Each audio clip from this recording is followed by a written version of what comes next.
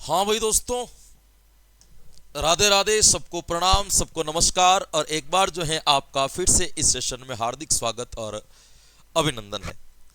जैसा कि आप सब लोगों को पता है और जानते हैं कि आज आपके भाषा शिक्षण की अंतिम क्लास है। आज आपके भाषा शिक्षण खत्म, यानी कि जो बच्चे रीड प्री के अंतर्गत लेवल 1 या लेवल 2 से, चाहे वो साइंस मैथ से बैठे, चाहे लेवल 1 का हो, चाहे लेवल 2 से एसएसटी का हो, सबको यहां तक की शिक्षण विधियां कंप्लीट पढ़नी है कि भाषा शिक्षण आज आपके कंप्लीट हो जाएगा।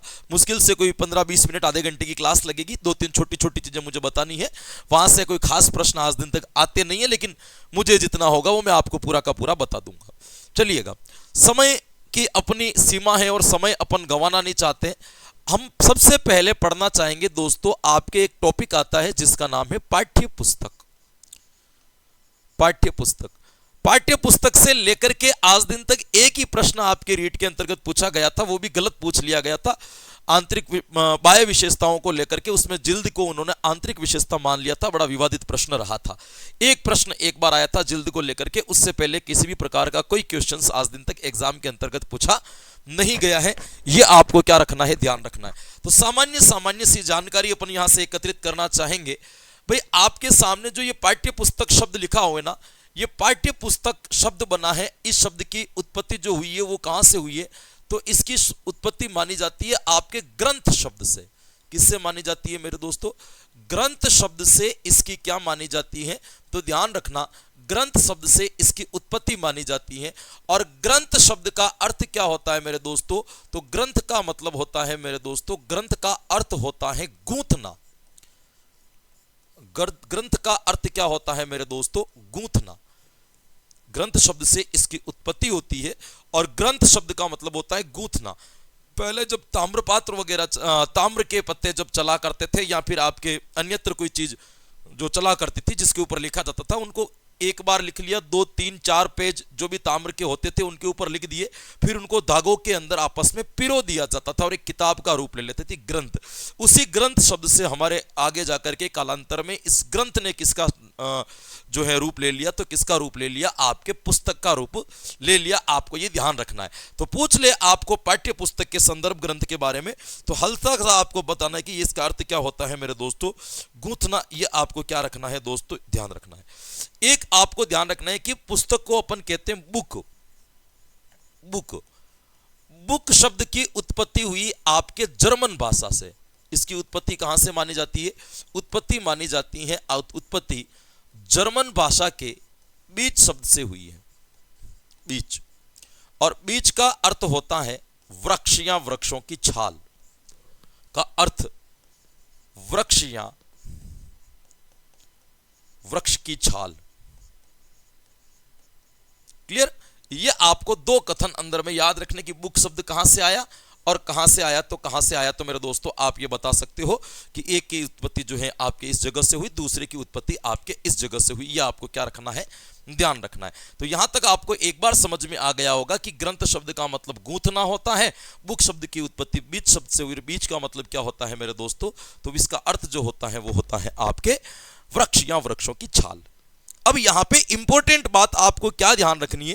भाई, पुस्तकें कितने प्रकार की होती हैं? पुस्तकों के प्रकार कितने होते हैं? पुस्तकों के प्रकार, पुस्तकों के प्रकार कितने होते हैं? पुस्तकों के प्रकार आपको ध्यान रखना है। पुस्तकों के दो प्रकार माने जाते हैं। भाई, कितने प्रकार माने जाते हैं? दो।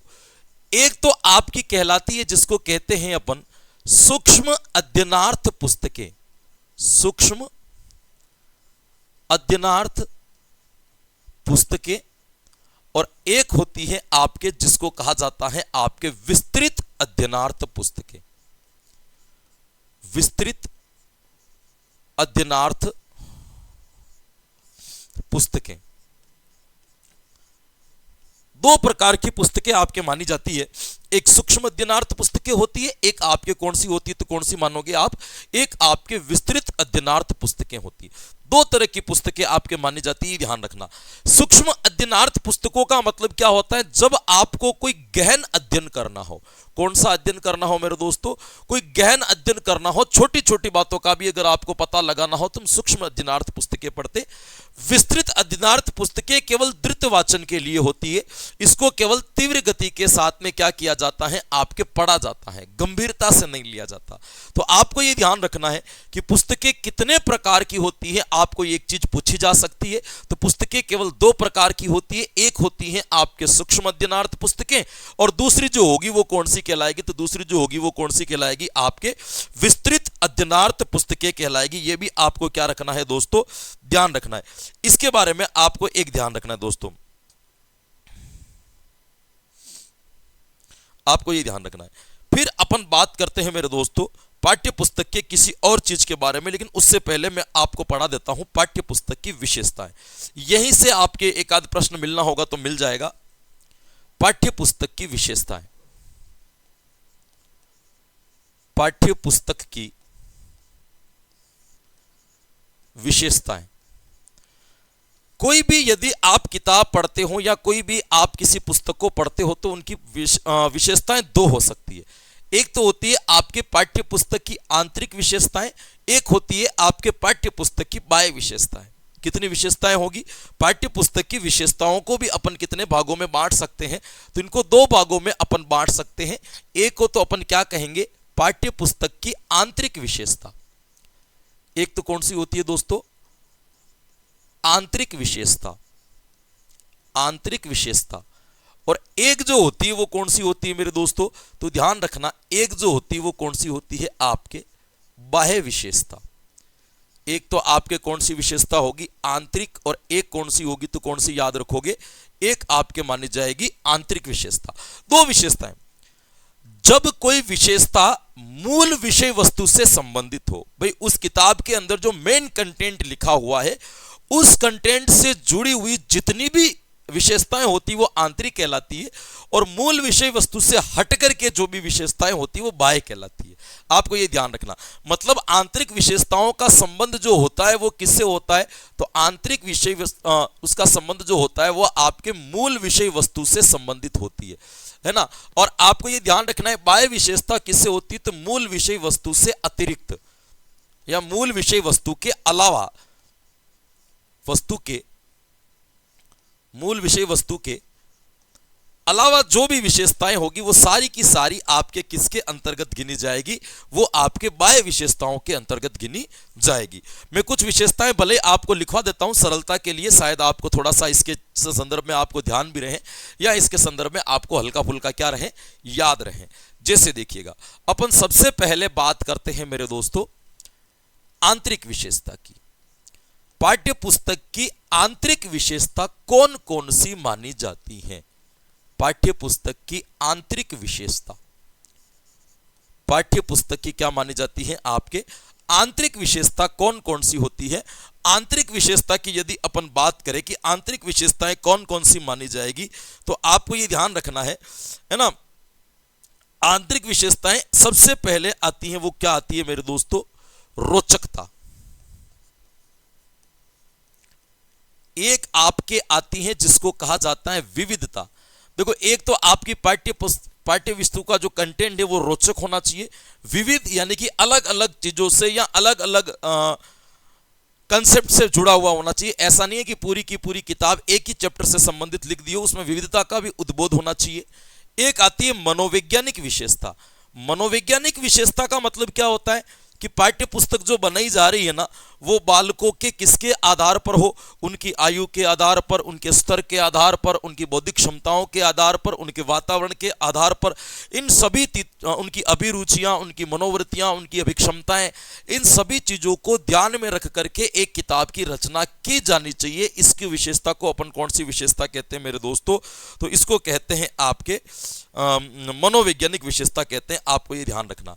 एक आती है उद्देश्य पूर्णता। क्या आती है मेरे दोस्तों, उद्देश्य पूर्णता।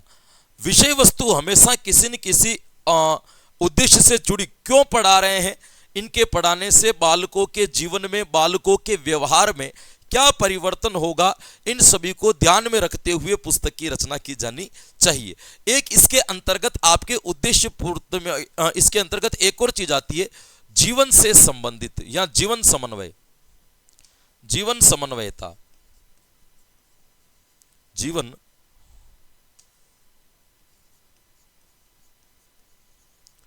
जीवन समन्वयता।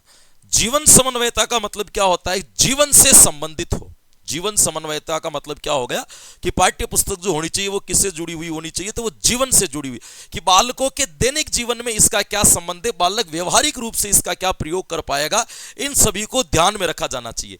एक मौलिकता, मौलिकता का मतलब ही एक तरीके से नवीनता होता है, कुछ यूनिक तरीका होना चाहिए। कुछ तो बालकों के उस पुस्तक के अंदर उनको कोई चीज आपको क्या मिलनी चाहिए, अलग मिलनी चाहिए, उसको अपन क्या कहते हैं? आपके मौलिकता।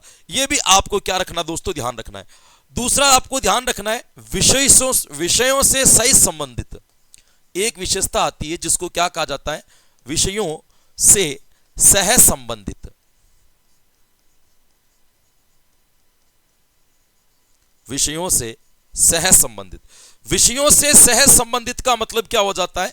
विषयों से सह संबंधित का मतलब हो जाता है कि जो आपके अतिरिक्त जो विषय है, अतिरिक्त जो सब्जेक्ट हैं, उनके साथ में क्या किया जाएगा? आपके एक संबंध स्थापित किया जाना चाहिए। जैसे हिंदी है तो हिंदी का केवल हिंदी में नहीं बल्कि दूसरी विषय के साथ में भी वो संबंध जोड़ती हुई ऐसी पुस्तक की रचना की जानी चाहिए। और एक आपको ध्यान रखना है, पुस्तक हमेशा प्रेरणादायक होनी चाहिए।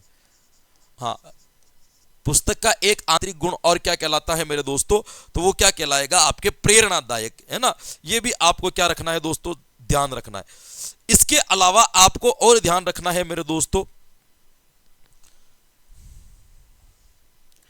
शुद्धता। ये नॉर्मल सी बात है। शुद्धता, स्पष्टता, उपयोगिता, सरलता, ये सब आपके कौन से गुण माने जाएंगे? आपके अंदर शब्दावली जो होती है वो भी आपके आंतरिक गुण मानी जाती है। ध्यान रखना, शब्दावली जो होती है वो आपके कौन सा गुण माना जाता है? तो आपको ये ध्यान रखना है, शब्दावली भी आपके कौन सी मानी जाती है? त्रिगुण। आपको एक ध्यान रखना है, पुस्तक में 75 से 80% तक शब्द पूर्व की कक्षा के होने चाहिए। पूर्व की कक्षा के होने चाहिए।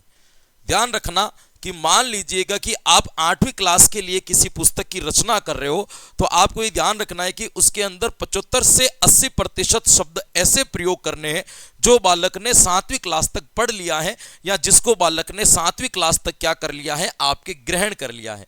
ऐसी चीज आपको जो ऐड करनी है वो किसके अंतर्गत ऐड करनी है? आपके इसके अंतर्गत ऐड करनी है। ये भी आपको क्या रखना है दोस्तों? ध्यान रखना है।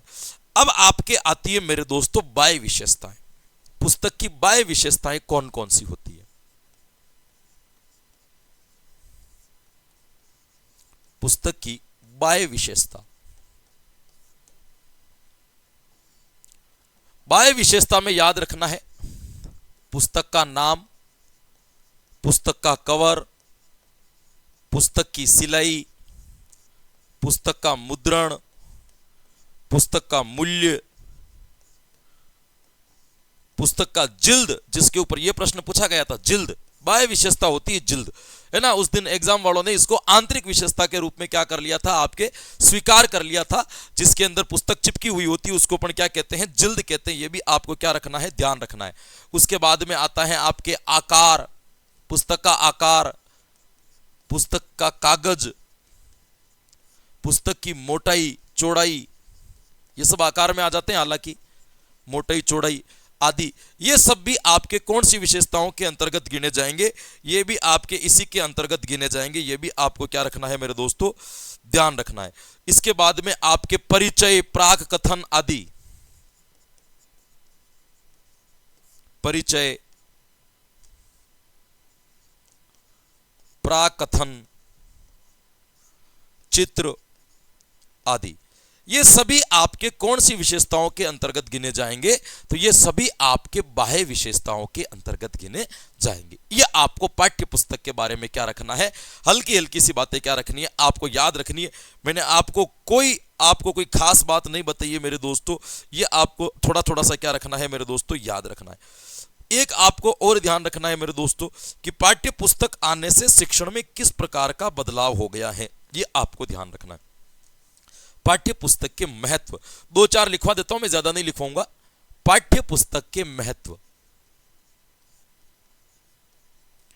पाठ्य पुस्तक के महत्व, उपयोगिता भी कह सकते हैं अपन। पाठ्य पुस्तक के महत्व क्या क्या होते हैं और पाठ्य पुस्तक की उपयोगिता क्या क्या होती है, यह आपको इसके संदर्भ में क्या करना है, ध्यान रखना है। पहली चीज तो ध्यान रखना है, पाठ्य पुस्तक से शिक्षण में क्रमबद्धता आती है। शिक्षण में क्रमबद्धता आती है, क्रमबद्धता आती है। हां, एक शिक्षक को पता रहता है कि मुझे पहले क्या पढ़ाना है, उसके बाद क्या पढ़ाना है, उसके बाद क्या पढ़ाना है। एक पाठ्यक्रम जो होता है वो बीच में हमेशा सेंटर की या मध्यचर की भूमिका निभाता है, ये एक बड़ा बेनिफिट हुआ। दूसरा, यहां पे शिक्षण में नियमितता आती है। शिक्षण में नियमितता, रेगुलरिटी बनती है, नियमितता आती है, नियमितता आती है। एक और भी ध्यान रखना हो, पुनरावृत्ति के अवसर मिलते हैं। बालक खुद घर पे जाकर के उसको क्या कर सकता है, आपके पढ़ लेता है। पुनरावृत्ति के अवसर मिलते हैं, अवसर मिलते हैं। ये भी आपको क्या रखना है दोस्तों, ध्यान रखना है। ये आपको क्या रखना है दोस्तों, ये एक आप क्या कर सकते हो, किताबों के माध्यम से कम समय में अधिक जानकारी दे सकते हैं। कम समय में अधिक जानकारी देना, अधिक जानकारी देना। एक आपको शिक्षक पूर्व की योजना बना सकता है। पाठ पढ़ाने के लिए जा रहा है तो पहले ही योजना बना देगा। शिक्षक पूर्व में योजना बना सकता है आदि। अब देखो, ये चीजें लिखने की नहीं होती है, ये चार पांच चीजें मैं इसलिए लिखाता हूं कि आपको केवल एक आइडिया हो जाए कि हाँ, ये इनके महत्व कहलाते हैं। ये बातें आपको याद रखनी है पाठ्य पुस्तक के बारे में। एक बार मैं रिवीजन करवा रहा हूं वापस, फिर उसके बाद अपन आगे पढ़ेंगे।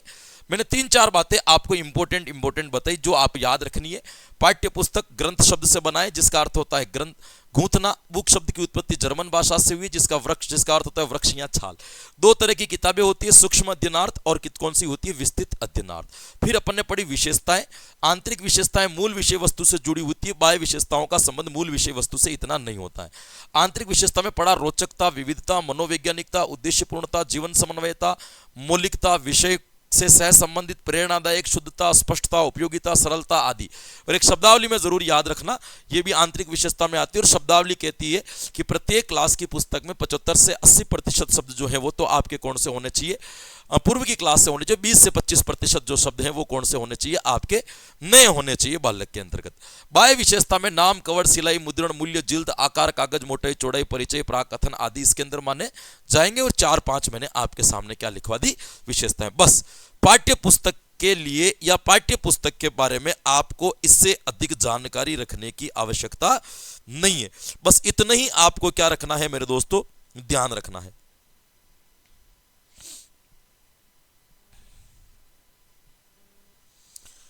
अब आपके एक छोटा सा टॉपिक और आता है जिसको मैं कभी पढ़ाता नहीं हूं, लेकिन आपको पढ़ा रहा हूं, हल्का हल्का सा जानकारी दूंगा। वो है भाषा के बहुमाध्यम या मल्टीमीडिया। भाषा के बहुमाध्यम, भाषा के बहुमाध्यम या मल्टीमीडिया।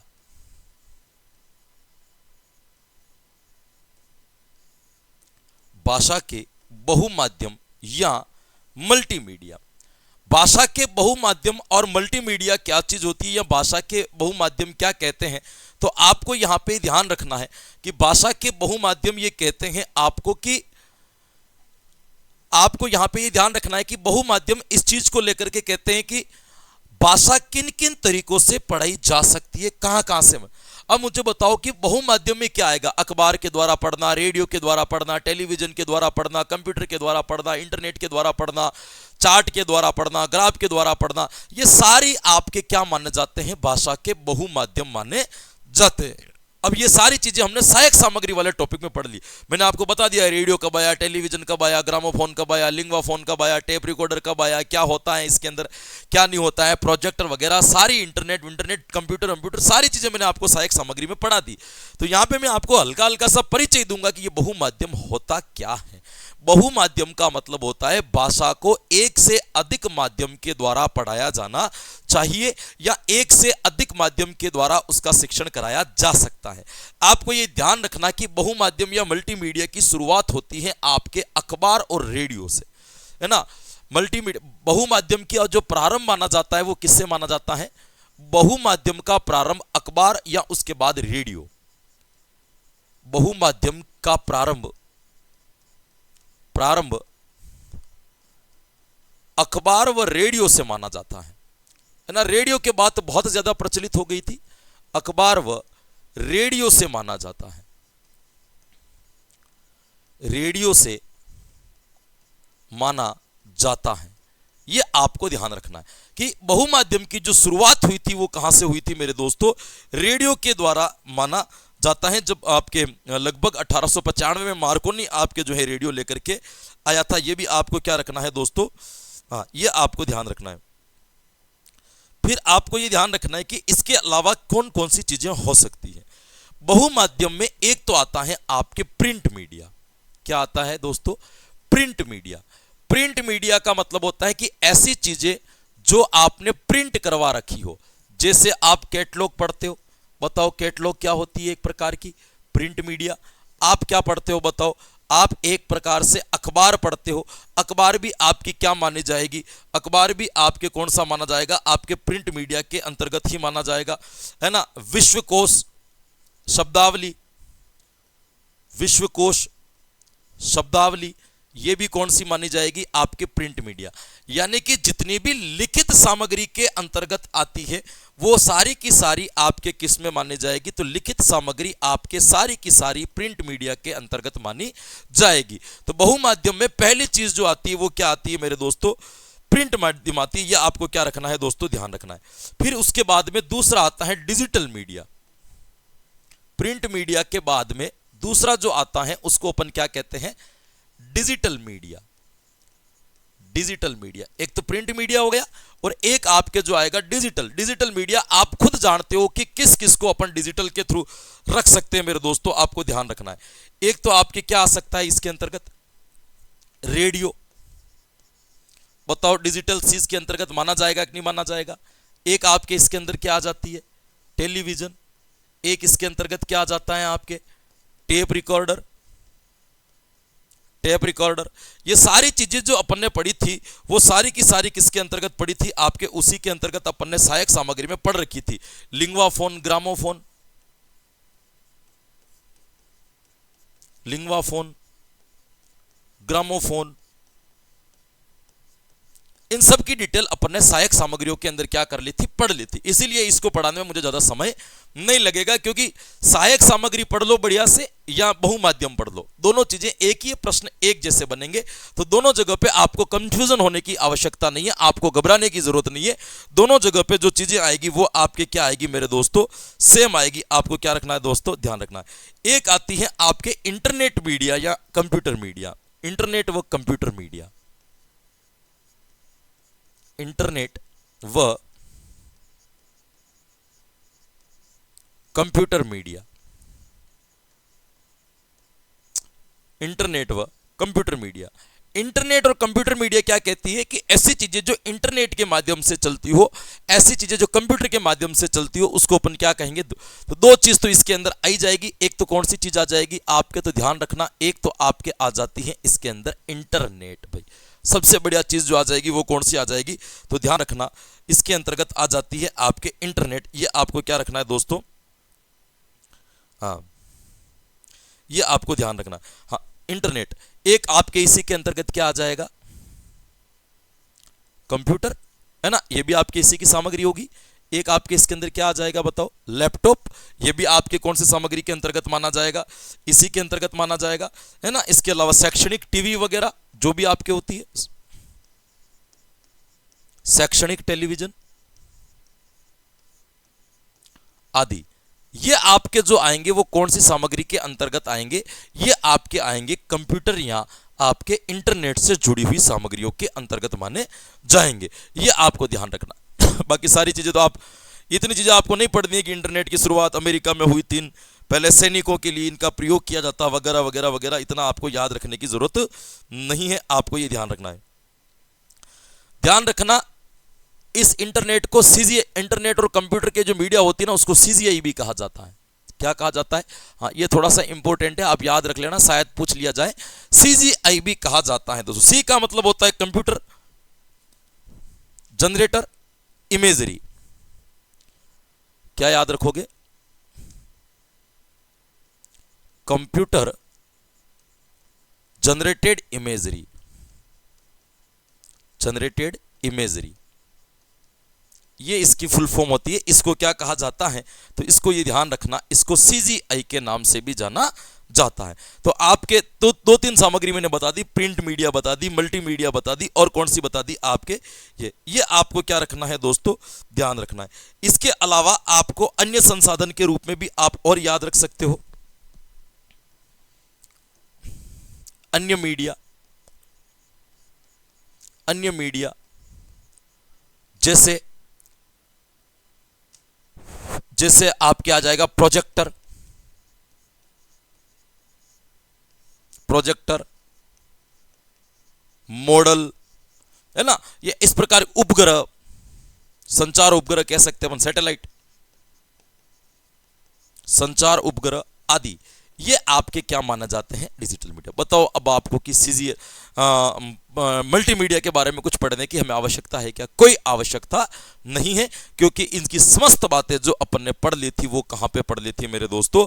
वो हमने पढ़ ली थी इसके अंतर्गत, है ना। ये आपको ध्यान रखना है। एक अंतिम चीज में छोटी सी और बता देता हूं, हालांकि वो भी बताने जैसी नहीं, लेकिन बता देते हैं, अब क्लास चल रही है तो इतनी चीजें जब अपन ने शॉर्ट में पढ़ी हैं तो इसको भी हल्का सा बता देते हैं। वो होती है भाषा शिक्षण की चुनौतियां।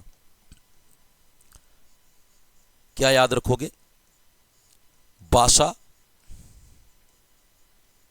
शिक्षण की चुनौतियां, भाषा शिक्षण की चुनौतियां। भाई हिंदी भाषा पढ़ाने में क्या दिक्कत आती है एक शिक्षक को, है ना, या क्या समस्याएं आती हैं, कि क्या क्या चुनौतियां हैं, क्या क्या रिस्की पढ़ने के लिए? जैसे देखो मैं लिखवाता हूं, एक तो आप याद रखना, एक तो होता है आपके अभिरुचि का अभाव। अभिरुचि का क्या होगा मेरे दोस्तों? अभाव। अभिरुचि का अभाव, इंटरेस्ट नहीं होता है। अभिरुचि का प्रभाव का मतलब क्या हो गया कि बालक हिंदी के प्रति इतना इंटरेस्ट नहीं लेते, उदासीन रहते हैं, उनको नॉर्मल लगती है ये भाषा, क्योंकि विद्यालय में जाते तब बातचीत करते करते बालक सबसे पहले हिंदी सीखता है, और जो भी अपनी भाषा होती है वो भाषा सीखता है, और सीखने के बाद वो उसके प्रति क्या हो जाता है मेरे दोस्तों? उदासीन हो जाता है। तो एक तो ये सबसे बड़ी समस्या क्या हो जाएगी? आपके अभिरुचि का अभाव। दूसरा आ जाता है मेरे दोस्तों उचित पाठ्यक्रम का अभाव। बालकों के साथ में जो पाठ्यक्रम होता है वो भी अच्छा नहीं होता है, तो इसीलिए बालक हिंदी के प्रति थोड़ा रुझान कम कर देते हैं। उचित पाठ्य पुस्तक या पाठ्यक्रम का अभाव, यह भी एक बड़ा कारण है कि बालक हिंदी में नहीं पढ़ते हैं। एक है बालकों का नकारात्मक दृष्टिकोण। बालकों का नकारात्मक दृष्टिकोण, बालक को ऐसा लगता है कि हिंदी पढ़ करके तो कौन सी नौकरी लग जाएगी, हिंदी तो हमारे कौन सी काम आ जाएगी। इसीलिए बालक का सामान्य तौर पर देखा गया कि हिंदी के प्रति उसका दृष्टिकोण हमेशा कैसा देखने को मिलता है? आपको नकारात्मक देखने को मिलता है। यह भी आपको ध्यान रखना है। एक और आपको यहां पे क्या हो गया भाई, चल रहे ये भी हैंग हो गया अपने साथ साथ।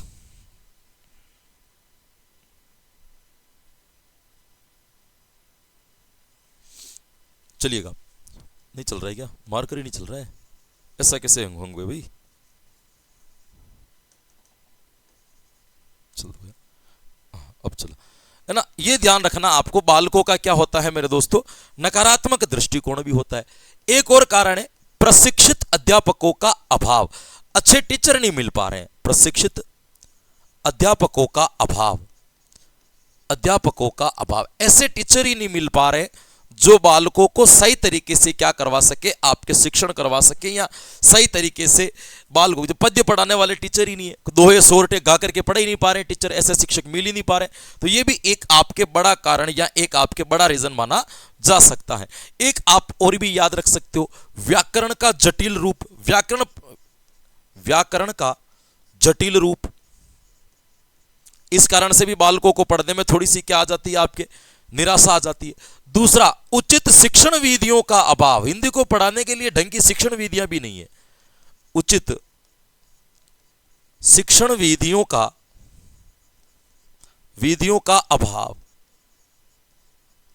विधियों का अभाव, यह भी क्या हो सकता है, आपके एक बड़ा कारण हो सकता है कि उचित टीचिंग मेथड्स भी नहीं, कि किस मेथड से कौन सी चीज को क्या कर दिया जाए, आपके पढ़ाया जाए, ये भी आपको क्या रखना है दोस्तों, ध्यान रखना है ना, ये आपको ध्यान रखना है। एक आपको ध्यान रखना,